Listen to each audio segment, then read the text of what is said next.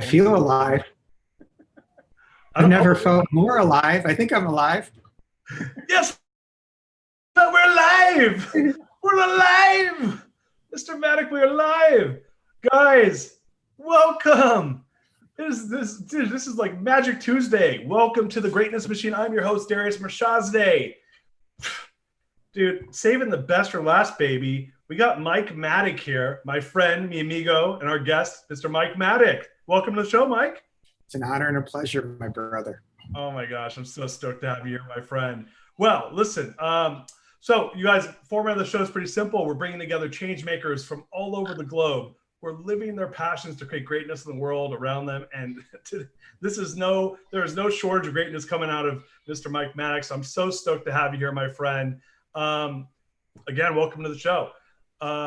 Let's do this. What I want to do is go over, as you guys know, we're live streaming. So start a watch party, ask us questions. I have my team standing by, so they're just going to ping us with questions. And, you know, we got a lot going on here. So today, like I said, I feel very lucky to have such a special guest, Mike Maddock. I'm going to make it short and sweet. Mike Maddock is a reinvention expert. He's done it for 25 out of the top 100 companies in the world. He's a coach. He's a speaker. He's an author. Boom. Yeah, right there, baby. Plan D. I mean, you got it going on, man. You're like a modern day Renaissance man. This is amazing. You know, I really hope my boys are watching this. You know, he should be my agent. Thank you, Darius. My mom clearly got to you. She's done a good job as always. So, man, thank you for coming to the show. I like to start off the show with something a little bit unique with some of my guests. It's usually the ones who I know will be amazing at it. Will you humor me as I put you through this quick little exercise? I told you I wasn't taking my shirt off. I was very clear about nudity. Listen. I talked to your agent. He said that you'd make an excuse for the show.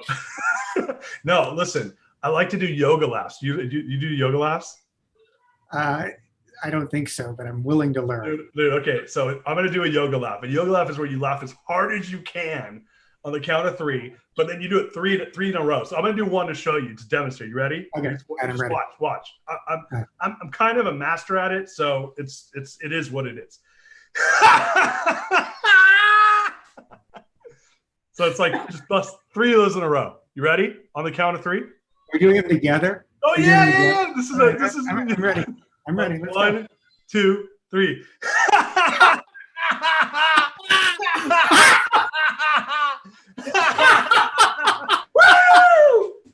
Oh man, I'm telling you, every time I get like a buzz off that stuff. Oh. I feel a little dizzy. Is that normal? Oh, I need a beer. That was amazing. Oh, dude. Whew, we're done. That's a first for me. That was the best. I was a yoga laugh virgin until just now. So I'm amazed at how many people haven't done it. Like I thought it was a thing. I didn't know, but I'm from Illinois, man. I'm Midwestern, conservative. You know, that was risky. Yeah, I'm gonna watch my f bombs with you around. Bring them. Oh yeah, fuck yeah. All right, so dude, what's up, man? How have you been? Well, yeah. You know, it's a fascinating time to be alive. You asked how I was doing. I said I've never felt more alive. I'm using language like that intentionally, living the dream. I've never felt more alive to remind myself that, it's a good time to be an entrepreneur. It's a good time to be someone that sees possibility instead of problems, because there's a lot of crap going on. And I've spent a good amount of my time on the phone with people that are, coming out of the fetal position to make the call. It's a tricky time to be in business, and there's a lot of possibility out there if you have the right mindset. So I'm no different than anyone else. I'm right there in the right under the falls. Yeah. So you're a super experienced serial entrepreneur. And a guy that I respect very much, and I've gotten the pleasure of becoming friends with you and getting to know you. And so in this could go around, I was talking to someone earlier today. I said, what is this? The fourth Black Swan event I've gotten to deal with in my career. right? And here, how do you see this as maybe like from your position? I guess for number one, like tell the viewers a little bit about like what you do. Like what is a reinvention expert? I mean, I know a little bit, but you tell them if you don't mind. So what we do is we do an awful lot of research to understand. We answer the question, what business should I be in? What business could I be in? And we do it for leaders who run companies that are facing a tipping point and they see it. Usually our client is someone who says, not on my watch, I'm going to change things while I still can. So kind of an entrepreneur in bigger companies, although we've worked with plenty of small ones. And what we do is we do research to find gaps in the market and stand up and test new business models and products for them. And we've done that we've been in business almost 30 years now. So we've been through a few bumps in the road too. But the irony, I think, is that the best time to have that conversation is when things are going really well. Yeah. Because you have the money, you have the confidence, you have the wind in your sails, pick a metaphor. But no one ever does that because, that's harvest time. Why would I plant seeds when things are going so well? Right. The worst time to do it is when things are going really poorly because people are afraid and they're concerned, they want to double down, they're looking over their shoulder and resources are scarce.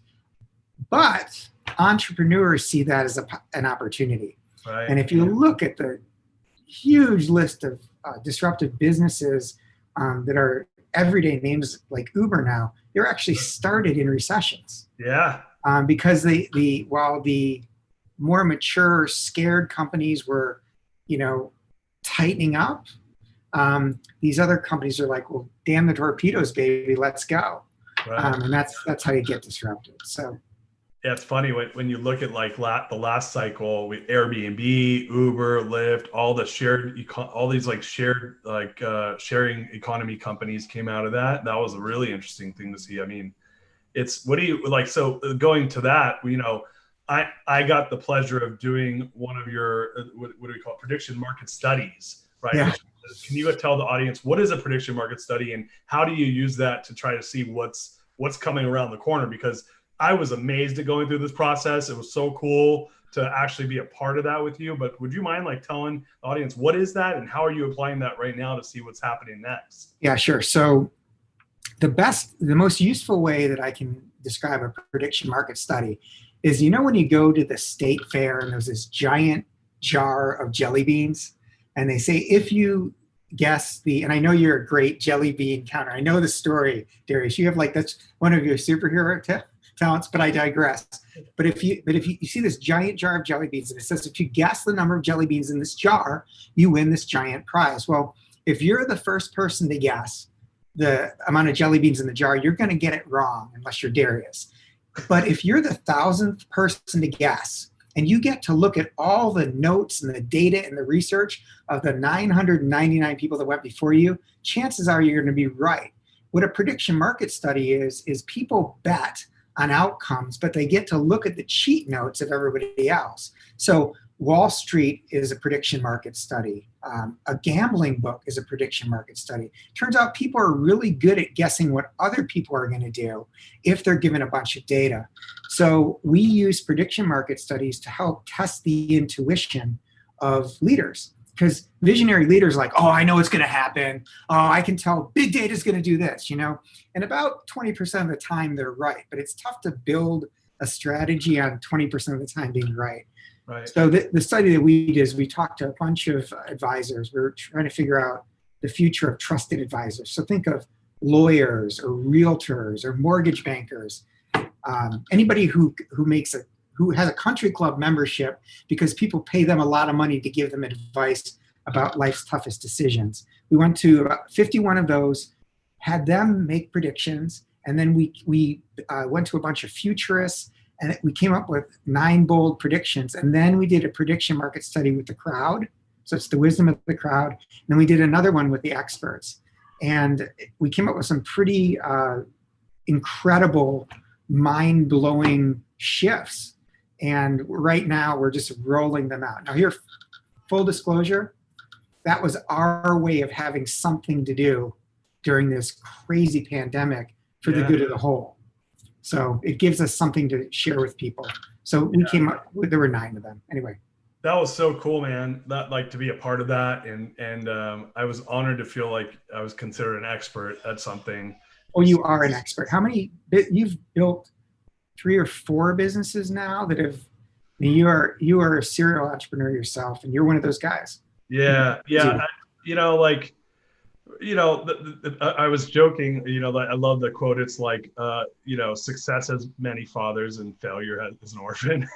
Yeah. I haven't built any businesses. What are you talking about? No. I'll talk about the 2 that were like successful to very successful.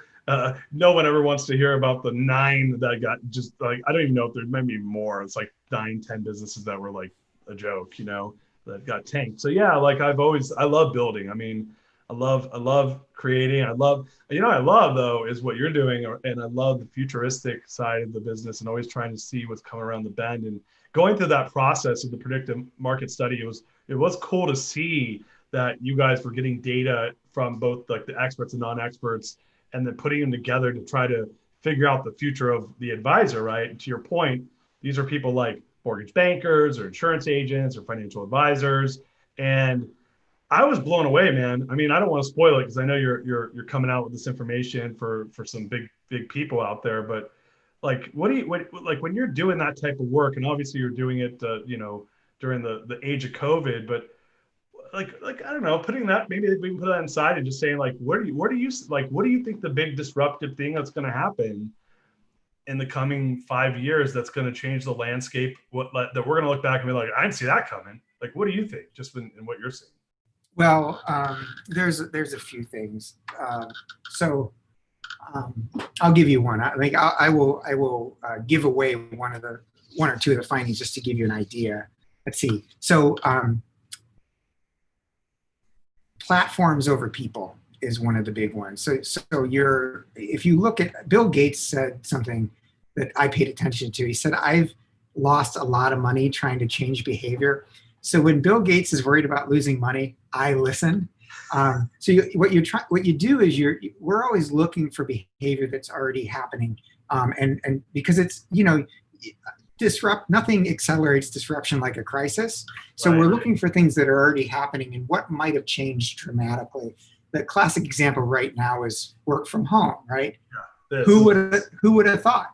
And now we're like, oh my gosh, isn't that bad? We can do this. We're actually more productive. So that's the type of thing we were looking for. In 2006, we started working with a company called Thinkorswim. And they were a brochure company, then they were a little software company, then they were a platform company. And ultimately, they turned into this research tool for amateur investors to make stock picks. And we worked with them for a long time. And the one issue was church and state. You could never buy a stock on their platform because how could it be objective? And eventually that changed, and people wanted to be able to push a button and buy a stock. And then right around then, TD Ameritrade bought them for $606 million. So now if you watch TV, there's the bearded wonder, the TD Ameritrade guy, who's talking to his clients in the green room going, it's really easy. What are you trying to do? And yeah, it's easy. See, it's called Thinkorswim. Just mess around. So what he's doing is he's showing them the Thinkorswim platform. Our hunch was that they're actually recruiting advisors more than they're recruiting customers. So we made a prediction about it. We predicted that eventually advisors, smart people like you, would choose the platform before the company. And turns out it's true. Within 3 years, the crowd says it's 80% likely that advisors and consumers will choose platform first, advisor second. And remember what I said about behavior. Think about Uber and Lyft. There are professional drivers now choosing it based on a platform, or Trivago and TripAdvisor. When you're looking to do research, you go to your favorite platform before you call the person to book the vacation. Right. That's behavior that's already happened. What's most important about that prediction is 92% of the experts said it was going to happen within 3 years. And millennials were at like 80%, because millennials want to use platforms. So there's an example of something that completely changes the game if you're an advisor. Because if you don't have the right platform, you won't have the best advisors and you won't have to have the best consumers. So there's an example. So let me ask you a question. Like when you're in this business and being a serial entrepreneur and being a business of trying to spot trends that are going to change behavior, or change maybe consumption habits, not necessarily behavior. How do you think that, like, what's your thought on the idea of the pivot, right? How do you pivot? Like, what is the future of pivoting looking like with this in mind? I mean, is that the right question I'm asking? Yeah, because everyone's saying we got to pivot, we got to pivot, we got to pivot, and I think that's the right idea. The question you're trying to answer is, what business are we really in, or what business do we have the right to be in? And that's the hardest question to answer. In 1960, there was a Harvard professor. His name was Theodore Levitt, and he came up with a term called marketing myopia. You know Todd Murphy, he's a friend of mine, and many years ago, I was being stubborn, and he's like, Mike, you're in the jar, my friend. You can't read the label when you're sitting inside the jar. I said, what did you say to me?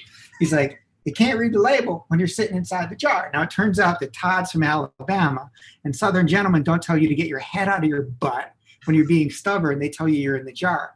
That's marketing myopia. You know what works. You know what doesn't work. You know what you can afford. You know what's legal. You know what's legal. You know what your boss wants. You know why Harry got fired. You know. And when you're trying to figure out what business you're in, you think you know your business, but you don't.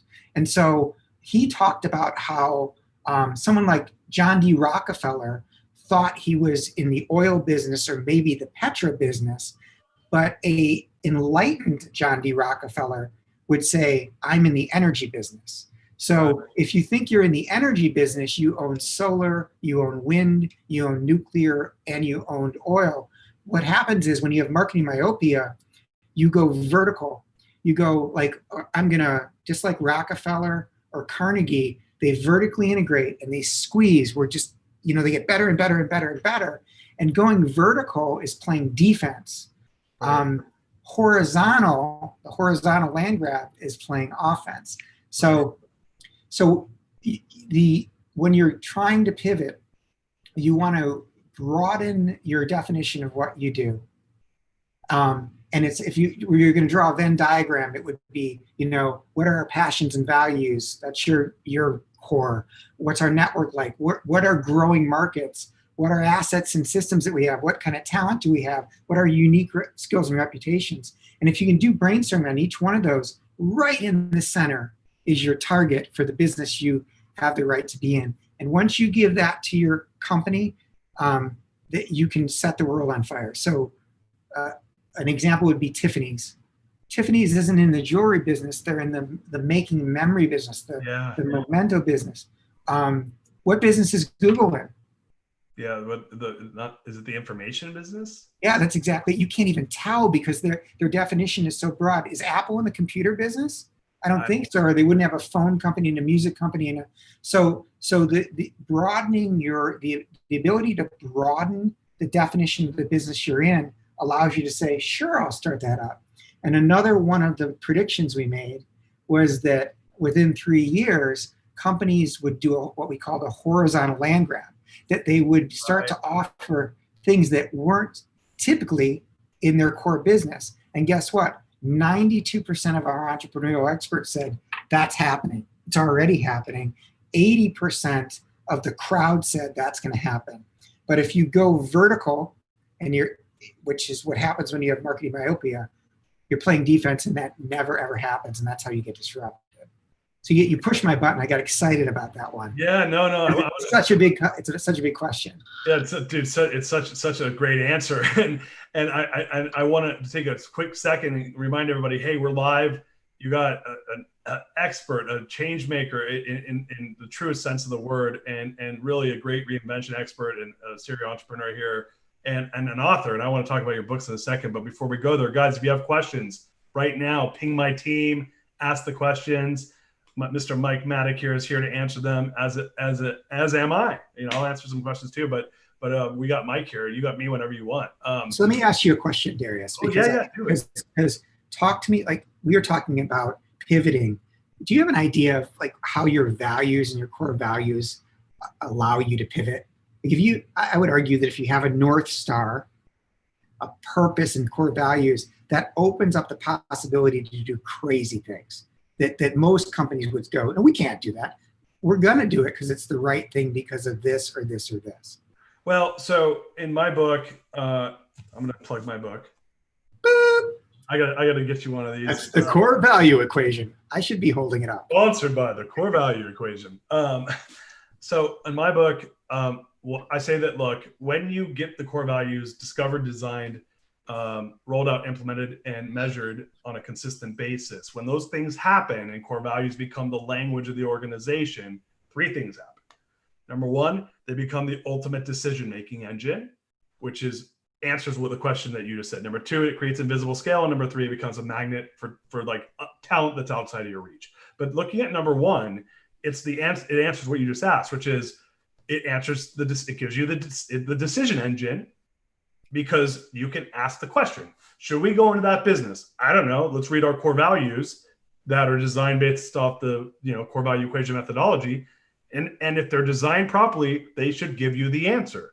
And it's a binary answer. It's yes or no. It either aligns to your values. Now, that's, I think, checks one big box. Like, yeah, values are in place, check. Then you're going to want to look at strategy and strengths and technology and these more traditional metrics around whether you should make that decision still. But if, let's just say the other four things are in place. Let's say strategically it makes sense. Let's say from an execution standpoint it does. And let's say from a strength standpoint it does. And from a talent standpoint it does.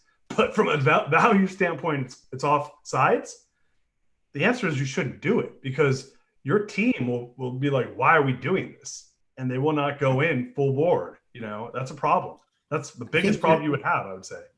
Yeah, I totally agree. I think that values are like a North Star, and some of my favorite companies have made some very bold, conscious decisions to push against. They've taken chances and they've been rewarded by it. Nike, for example, Patagonia has done some really risky things lately because they're so clear about what they value, and the data around conscious capitalism is pretty compelling. One thing I will say, I think a great metaphor for business is surfing, and you can be the best surfer in the world, and if you get on the wrong wave, you look like an amateur. Yeah. And if you get on the right wave, if you're the worst surfer, you still can make it to the shore. So I think making sure that in that Venn diagram that you're focused on a growing and lucrative market, and it's such a big data point. So a lot of the work that we'll do is quantify the wave. Like, yeah, that's the wave, and it's going to crest in 2 years. So start paddling right now, man. Start paddling. Because you don't want to get on the wrong wave at the wrong time. And a lot of these, how is AI going to, how AI, big data, telematics, all these buzzwords, yeah, they're going to impact your business, but you want to make sure you're timing the wave right. And that's so much of it. I mean, we both know, respectfully, we both know some pretty hacky entrepreneurs that have just crushed it because they picked the right wave. And it's just amazing. Like, you crushed it, man. I don't know what I'm doing. Well, you know how to pick a wave. That's what you know. They're willing to say that. I love when they act like they knew. They're like, "Oh yeah." And I'm like, "Bro, fucking got so lucky." Like just listen. Half of it's picking the right wave, and half of it's like you didn't even know. You just wanted to catch a wave, and the wave you caught was a good one. That's right. It is very heartening when someone's willing to admit, like, dude, I totally got lucky. I just got lucky. I knew this guy. I knew this guy who had built this software company, and he's a friend of a friend. And they had this thing, and like everyone was trying to get their money out of China, and his company was probably worth it was decent, like 60, 70 million bucks. That's a lot of money, right? I think so. Yeah. Like and he owned like 100% of it with him and his partner. They had no investors in the deal, and he, all the Chinese are trying to get their money out of China, and they're buying companies left and right at like double the U.S. valuation. He sells his company for $150 million when like nobody here would pay more than 60 for it. And he just said to me, he's like, I just got super lucky, man. And that's just a good example, I think humility is a great core value. I think wisdom, over intelligence, being able to I love being around people like you, Darius, who are willing to share mistakes and bruises and cuts and with humility, because that's the greatest gift. I mean, intelligence is painful. It hurts. Getting smart is really hard, but if you can be around people that are humble enough to say, dude, I stepped in that and it was not pleasant, so do whatever you want, but man, I'm telling you, that, you know, that stunk. That's such a gift. So I'll take wisdom over intelligence any day. Yeah, it's funny, right? Because first of all, thank you for that. And my number 3 core value is eye of the tiger, and the last sentence of that core value is surrender to win. So I've learned that sometimes you just got to surrender to win, and like I'm all about like just, you know, if I see something, like there's a guy that you and I both know brought a business opportunity to me, and I do think it's an okay opportunity, but I saw parallels to a world that I had a lot of experience with. I talked to him about it, and he came back to me after. He was really excited about it. He said, yeah, man, you're right. Like the issue you saw in this totally different market is an issue this industry is going to have. And I said, yeah, because to your point, I saw that the waves weren't the right, like I saw that wave before. I'm like, oh, I know that wave. Like, yeah. And so I always say, I have a saying in business, which I'd love to hear your thoughts on, which is there's got to be scale in the sale. Right. And what I want is I want my most mediocre salesperson to make a good living. And if they can't, that means I got problems with what I'm selling. So yeah. Do you have any thoughts on that? I think sales are like truth serum. I'll tell you a mistake that we've made in the past. We have worked with, so I'll give you an example. That was part of this study we just did on the trusted advisor. So there are now there are 5, but there are 4 real generations that we are working with and selling with. And the ones with the most money are the boomers, but they're old. And so you have these trusted advisors that are highly focused on boomers because particularly financial advisors and insurance people, they've got a lot of money. But they think completely differently than millennials, for example, just completely differently. And this is the first study we've ever done where the Gen X, the millennials, and boomers were all like, woo, like completely different. So I asked this guy, he said, you know, we've got 15 billion under management. We'll have 50 billion under management next year. And within 3 years, it'll be 100 billion. He's acquiring all these companies. Super smart, super humble guy. And I said, so what is your average age of your client? He goes, probably 65. Whoa. So there's your data pool. If all your salespeople are getting their data from 65-year-olds, that's your radar. I mean, that's how you're getting your information. So if I come to you and say, hey, you should launch a platform. No, none of my guys even use a computer. Are you kidding me? Yeah. We made that mistake. We made the mistake of working with a lot of very conservative businesses. So the data we were getting from the market was we want it slower. We want more rich. We want to mitigate risk even more. Right. And so we were creating things that were really, really rigorous, but too slow.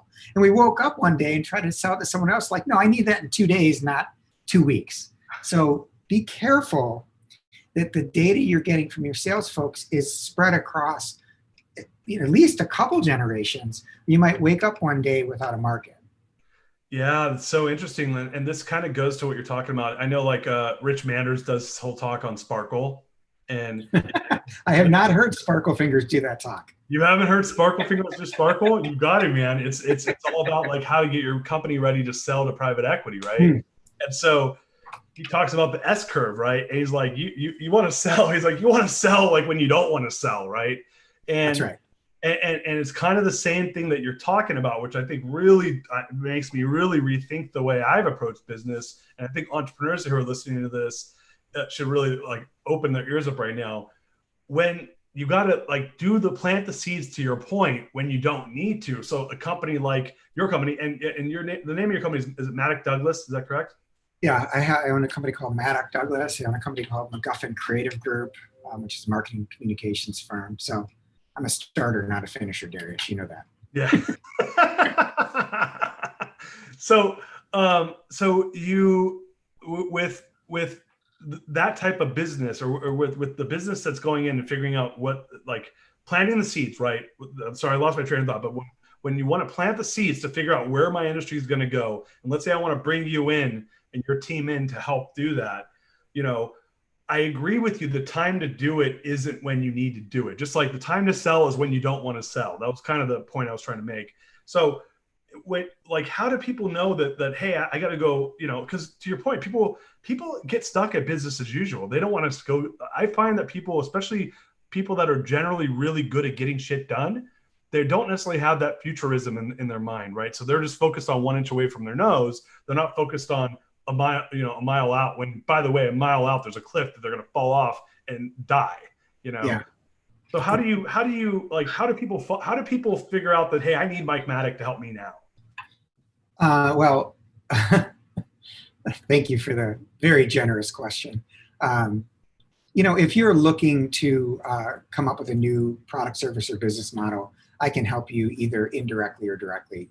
Now, whether your company's ready to do it or not, I can't help you with that. But I can say that most businesses are perfectly engineered to kill any idea that threatens its legacy products or services. And that means you've done a really good job, because you've hired a team of experts that can walk in the door today and do what they did yesterday a little bit better, which is awesome until it's not.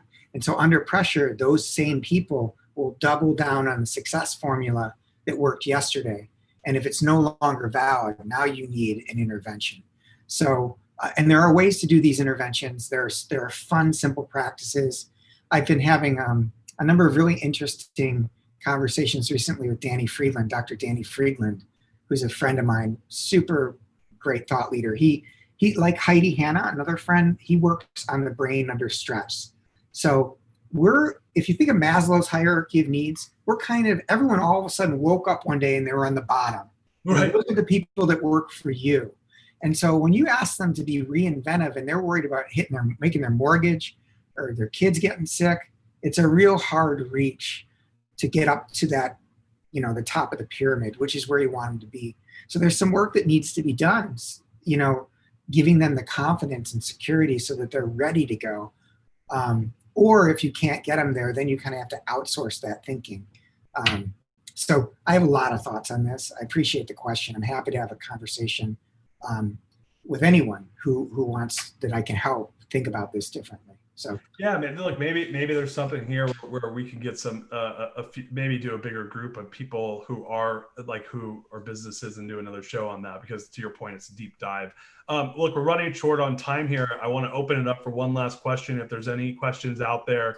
And first of all, dude, the book, I love this book.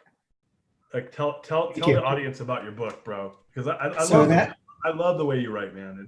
You're entertaining and thoughtful. Really, it's good stuff. But tell the audience. So the book is about disruptors.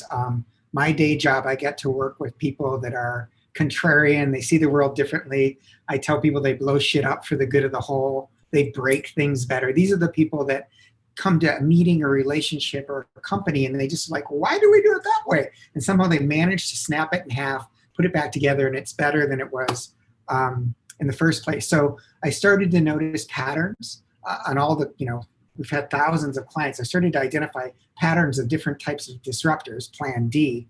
So I did all these interviews, and then I was fortunate to go and find friends that represented one of 8 different superhero powers. And every chapter is about one of my buddies, tells a story about the superhero power, and it gives you simple practices so that you can bring that to life in the people around you or yourself. So most of my books, Free the Idea Monkey, Plan D, Flirting with the Uninterested, can be read a chapter at a time, because that's how I think. Like, you just pick it up, read a chapter, and you take something away.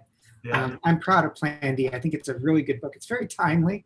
Actually, I wrote it before the shit hit the fan.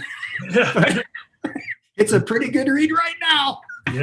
Yeah, man. There's a lot, like you know, you gotta, right now there's a lot of disruption, and I think it's thought leaders like yourself that are gonna be helping yourself and entrepreneurs around you and those that get involved with you to really make the change that this world sees. Because right now, I'm convinced that the leaders of this next cycle are going to be people that were not afraid of getting out of their comfort zone right now, and who are leading. And you and I share the conscious capitalism, ethos, but who are not afraid to lead with mission, vision, values, and to align that with strategy and execution and a disruptive mentality. I think we're going to see a different world that we've never, ever could have imagined. Yeah. What final thoughts, man? Any final thoughts? My final thought is this.